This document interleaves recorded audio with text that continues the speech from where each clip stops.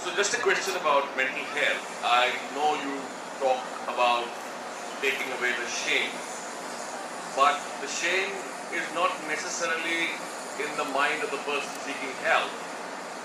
Do you or any of the associations kind of making the general public aware that mental health and physical health are not totally different things? There should be no shame in taking medicine if you have a pain in the leg, but the society doesn't see it as that. So is there anything that you propose could be done to educate the society? The shame is always an outside element, right?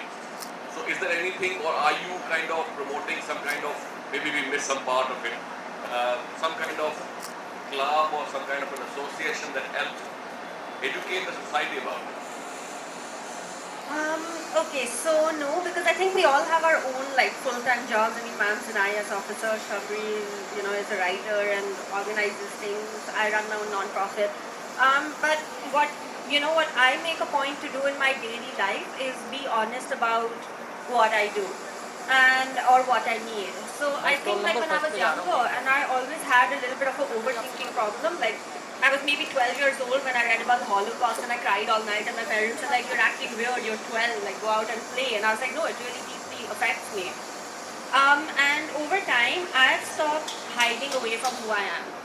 So for example, if like yesterday I was having dinner with my dad and his friends and they're like, what do you do today? And I was like, I went to therapy. Now it's something that maybe like my grandparents would have wanted me to hide in the past. But I refuse to hide because the fact of the matter is that I believe I am accomplished in my field. I have enough intelligence. I've done well in school. I was a straight A student. I was a prefect. I've written a book. And I could also have a mental illness. It doesn't make me any less intelligent. So I would say that you don't have to go out there and be a champion of the cause and start organizations, but you can start right from home. If your child or your family members are having a problem with it, don't hide it. Next time you're out, don't be like, don't tell anyone you're going to therapy. That's how change begins. You start making it acceptable at home. I have a question. I have a question. Yeah, I just want to add a little bit. Unfortunately, it's not just the society which puts the shame. People who have mental health disorders, they kind of tend to internalize the shame that's around in society.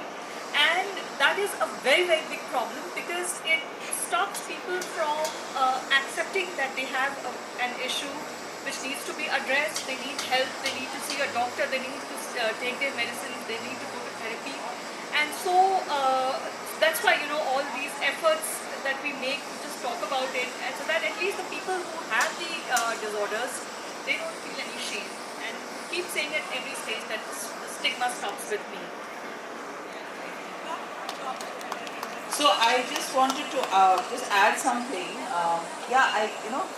Along with people who kind of suffer from mental health issues, I think there needs to be a support group for people who live with them and who live around them, their close family members, because while these are issues or these are illnesses which are very very difficult for the person to go through, but also for the people who live with them, they need therapy, they need counseling on how to deal with kind of living with them. And I think a lot needs to kind of there needs to be a support group for the family members and for the immediate friend circles as well.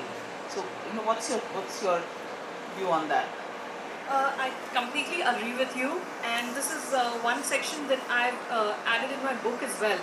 That even the caregivers need a break. If you need to take a break, please do.